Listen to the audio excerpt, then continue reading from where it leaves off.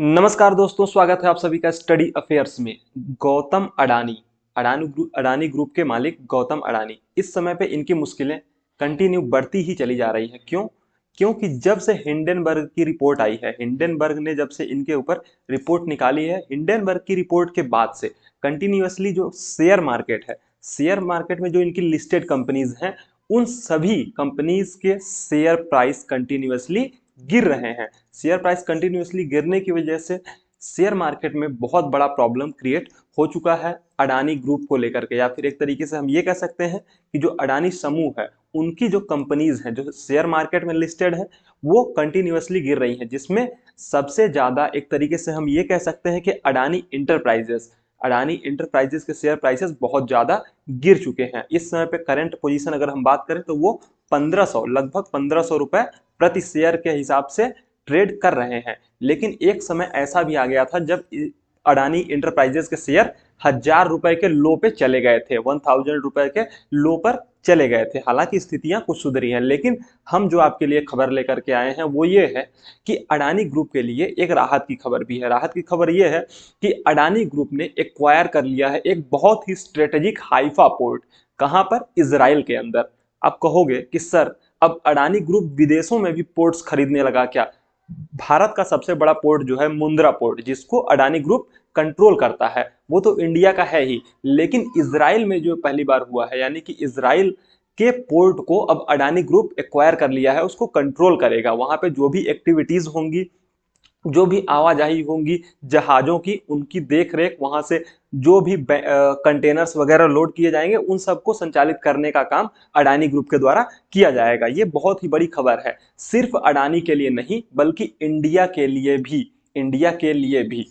ये हम इंडिया के लिए क्यों कह रहे हैं? अब आप कहोगे सर खरीदा तो अडानी ने है, फायदा अडानी को होगा, लेकिन आप इंडिया की बात क्यों कर रहे हो? आप ये क्यों बोल रहे हो कि ये इंडिया के लिए फायदेमंद है? इंडिया से क्यों जोड़ रहे हो अडानी को? अभी हम आपको वो भी डिटेल में बताएंगे, लेकिन फिलहाल ये जो डील हुई है 1.2 बिलियन डॉलर में हुई है, जिसमें 70% इस पोर्ट का, हाइफा पोर्ट का 70% हिस्सा किसके पास रहेगा, या फिर जो एक तरीके से हम शेयर कर सकते हैं इस पूरे के पूरे जो बोली लगाई है उसमें सिर्फ और सिर्फ अकेले अडानी ग्रुप नहीं है, बल्कि दो लोगों ने मिल करके इसको खरीदा है।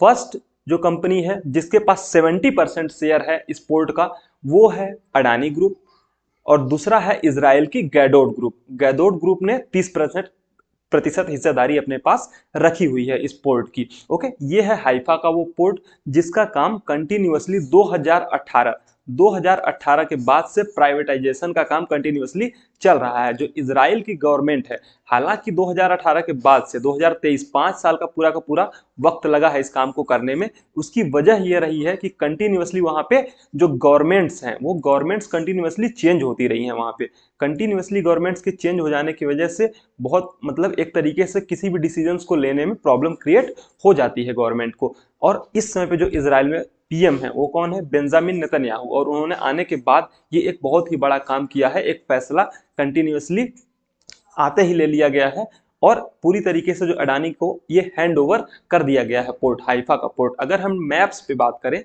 तो इजराइल आपको कहाँ पे दिखाई देगा? इजराइल आपको कुछ ऐसी जगह पे दिखाई देगा जो बहुत ही ज्यादा इंपॉर्टेंट लोकेशन है। ये लोकेशन जो आपको दिखाई दे रही है, इस लोकेशन पे बैठा हुआ है इजराइल। इस लोकेशन पे इजराइल बैठा हुआ है। ये इतनी ज्यादा इंपॉर्टेंट लोकेशन क्यों है उसके बारे में हम बात करेंगे। क्योंकि अगर आपको इंडिया से कोई भी व्यापार करना है इस तरफ, यानी कि इधर की कंट्रीज में, तो आप समुद्र से ही करेंगे, और समुद्र से व्यापार करने के लिए जो रास्ता आप चुनते हैं वो ये रास्ता है, इधर से होकर के जाते हैं। ठीक है, तो अगर आपको मान लीजिए इंडिया से निकल करके, अगर इंडिया से जाना है बाहर सामान लेकर के, या फिर इंडिया सामान लेकर के आना है, तो ये जो स्वेज कैनाल वाला रास्ता है ना, इसी रास्ते से आप ट्रेवल करते हैं। इधर मेडिटेरेनियन सी से होते हुए इस तरफ से जाकर भी जा सकते हैं, और इधर जाकर के ब्लैक सी से होते हुए भी इधर यूरोप में एंट्री कर सकते हैं। तो यहाँ पे इजराइल बहुत ही एक स्ट्रेटेजिक लोकेशन पे बैठा हुआ है, और हाइफा का पोर्ट मिल जाने से इंडिया को काफी ज्यादा फायदा होने वाला है। अगर आप इजराइल को देखिए तो ये है इजराइल। ओके, ये इजराइल है। इजराइल में ये जो पूरा का पूरा रास्ता है ना, ये स्वेज कैनाल वाला रास्ता है।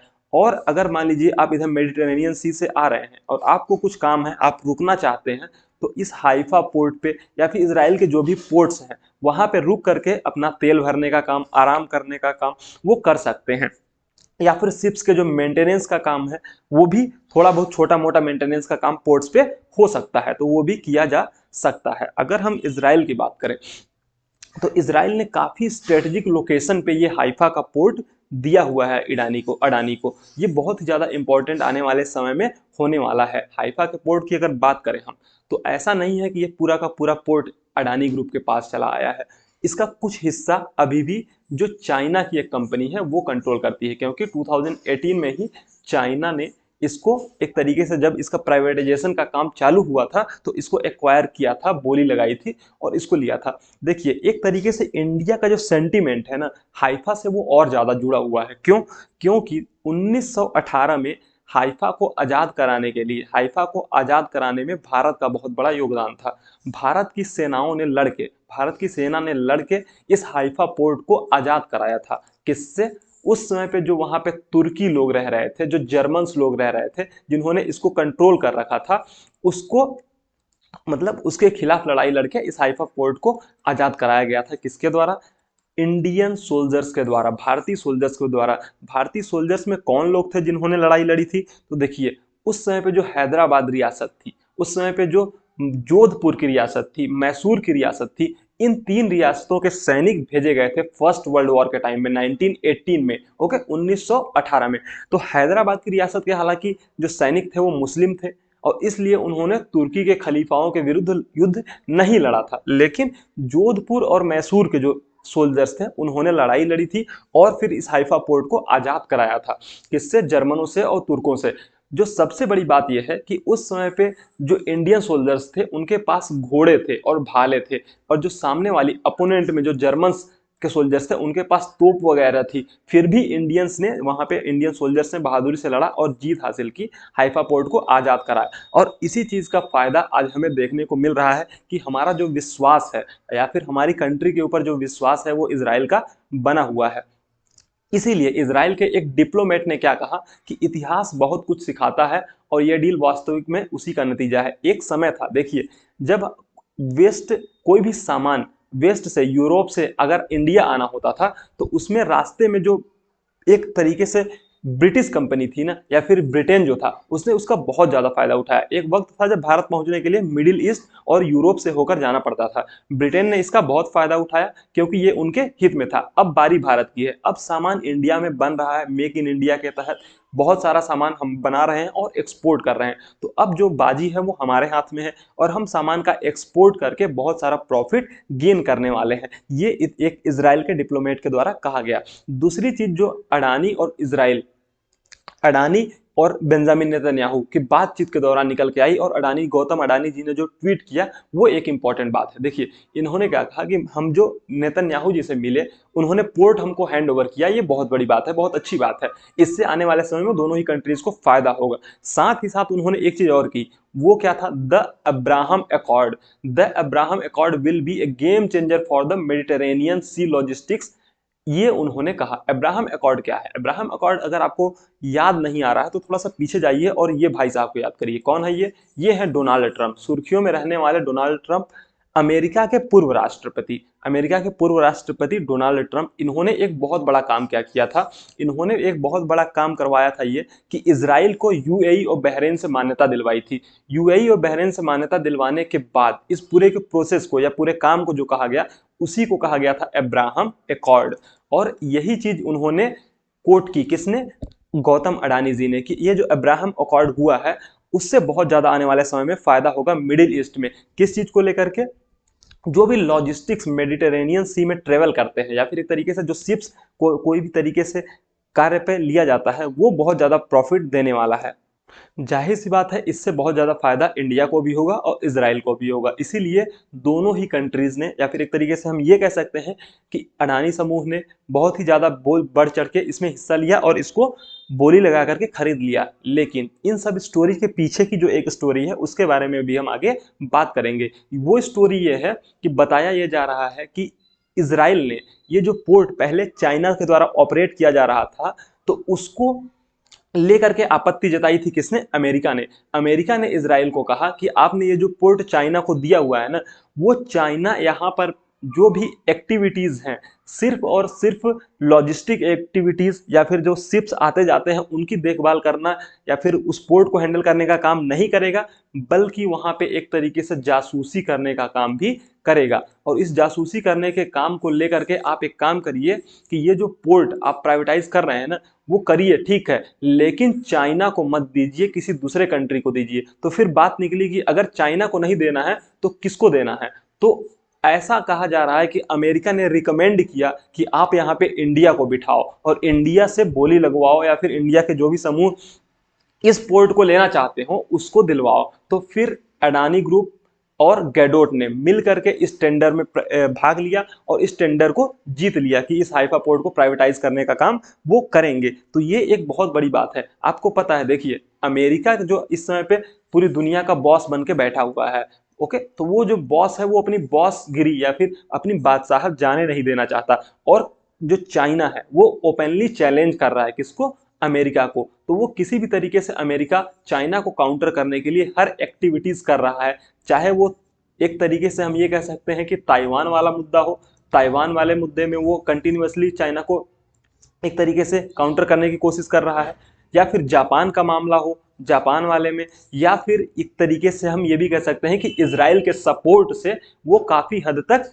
काउंटर करने की कोशिश कर रहा है। और ऐसा नहीं है कि अडानी को जो हाइफा पोर्ट मिला है वो सिर्फ और सिर्फ अडानी के लिए फायदेमंद है, वो इंडिया के लिए भी बहुत ज्यादा फायदेमंद होने वाला है। ये जो पूरा का पूरा पोर्ट खरीद लिया गया है, उसके अलावा और भी बहुत सी चीजें हैं जो इजराइल के साथ मिलकर के इंडिया कर रहा है। वो देखिए गौतम अडानी जी ने कहा है कि हम कंटिन्यूअसली इजराइल के साथ मिलकर के काम करते रहेंगे, और इसी का नतीजा ये है कि इस समय पे जो अडानी है वो एक AI lab, artificial intelligence lab बनाने जा रहा है। कहां पर, तेल अवीव में। ये आर्टिफिशियल इंटेलिजेंस लैब क्या होती है, ये वो चीजें हैं जिनसे आप रिसर्च करते हैं या फिर एक तरीके से सर्वेलांस का भी काम करते हैं, जासूसी करने का, निगरानी करने का भी काम करते हैं कि कौन आ रहा है, कौन जा रहा है, क्या हो रहा है। तो इस तरीके की चीजें जब इजराइल में और इंडिया में, और उससे पहले क्या हुआ था, देखिए जम्मू कश्मीर, इंडिया के जम्मू कश्मीर में इजराइल ने क्या कहा था कि हम 2 एक्सेलेंस सेंटर खोलने वाले हैं। कहाँ पे, जम्मू कश्मीर में। तो इस तरीके से भारत और इजराइल कंटिन्यूअसली एक दूसरे के साथ मिल करके आगे बढ़ने का काम कर रहे हैं टेक्नोलॉजी के क्षेत्र में। और जो हाइफा का पोर्ट है ना, हाइफा का पोर्ट इसीलिए इतना ज्यादा क्योंकि हमारे जो सैनिक थे वो वहां पर शहीद हुए थे, बहुत ज्यादा शहीदों के स्मारक स्थल भी वहां पे बने हुए हैं। इसलिए जब भी कोई इंडिया का प्रधानमंत्री या राष्ट्रपति जाता है वो तो हाइफा जरूर जाता है, हमारे सैनिकों को, जो शहीद सैनिक थे उनको श्रद्धांजलि देने के लिए वहां पे जरूर जाता है। और जब पिछली बार प्रधानमंत्री मोदी जी 2017 में गए हुए थे इजराइल, तो वो बाकायदा उन्होंने हमारे शहीद सैनिकों को श्रद्धांजलि सुमन अर्पित किया था। तो इस तरीके से भारत और इजराइल मिल करके आगे बढ़ रहे हैं, और अडानी समूह के लिए ये बहुत अच्छी खबर है। हालांकि जो पूरी तरीके से ये नैरेटिव सेट हुआ है कि अडानी ग्रुप बर्बाद हो जाएगा, अडानी ग्रुप इंडिया को डुबा देगा, पूरा शेयर मार्केट क्रैश हो जाएगा, ऐसा कुछ भी नहीं होने वाला है। क्यों नहीं होने वाला है, क्योंकि अडानी ग्रुप के पास जो एसेट्स हैं ना वो फिजिकल एसेट्स हैं, या फिर एक तरीके से हम ये कह सकते हैं कि अडानी ग्रुप ने जो भी लोन लिया हुआ है वो इतना ज्यादा नहीं है कि अगर वो पूरे एसेट्स अपने बेच देते हैं तो भी उसको चुका नहीं पाएंगे, ऐसा कुछ भी नहीं है। साथ ही साथ जो कैश फ्लो है वो बहुत ही अच्छा है अडानी ग्रुप का, और अडानी ग्रुप का कैश फ्लो कंटिन्यूअसली एक तरीके से इंक्रीज हो रहा है या फिर बेहतर बरकरार बना हुआ है। तीसरी चीज ये है कि हाँ, जो उनके शेयर्स थे वो कुछ ओवर वैल्यूड जरूर थे, क्योंकि जो शेयर्स 2020 में 200 रुपए के थे, 2020 में जो 200 रुपए का शेयर था वो 2023 आते आते कितने का हो गया, 3,3500 रुपए का हो गया। ओके, 3,3500 रुपए। तो आप समझ सकते हैं कि 15 से 20 गुना शेयर्स का हो जाना 2 साल के अंदर, ये अपने आप में एक स्थिति को बताता है कि हाँ, कहीं ना कहीं स्टॉक जो है, शेयर्स जो है वो ओवर वैल्यूड है, और उसी का थोड़ा सा एक तरीके से करेक्शन हुआ है। हालांकि ऐसा कुछ भी नहीं है कि अडानी समूह डूब जाएगा या फिर अडानी समूह पूरी तरीके से बर्बाद हो जाएगा। आने वाले 15 से 20 दिनों में ये मार्केट थोड़ा सा वोलेटाइल रहेगा और उसके बाद फिर से स्थितियां नॉर्मलाइज हो जाएंगी। हाँ, अडानी के लिए ये अग्नि परीक्षा का समय जरूर है, क्योंकि देखना यह है कि अडानी किस तरीके से इस स्थिति को टैकल करते हैं। Thank you so much. अगर आप चैनल पे नए हैं तो चैनल को सब्सक्राइब कीजिए, इस वीडियो को शेयर कीजिए। Thank you so much.